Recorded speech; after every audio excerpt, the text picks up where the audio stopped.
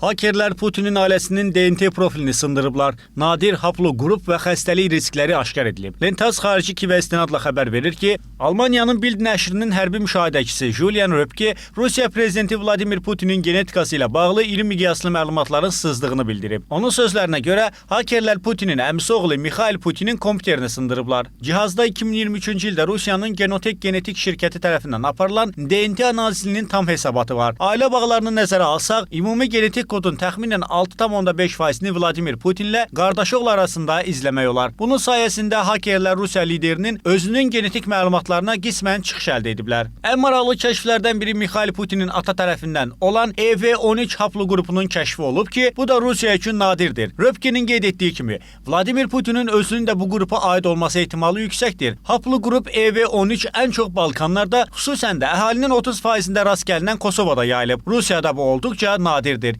Yəni %5-dən az. Bundan əlavə Britaniyanın Daily Mail qəzeti Adolf Hitlerdə də oxşar haploqrupun müəyyən edildiyini və bunun qərb mediasında sarkastik paralellərə yol açdığını yazıb. Bəlkə buna görə Putin öz mənşəyini belə diqqətlə gizlədir, Julian Röpke istehza ilə deyir. Bundan əlavə genotek hesabatı potensial tibbi riskləri də müəyyən edir. Xüsusilə prostat xərçənginə genetik meyil müəyyən edilib.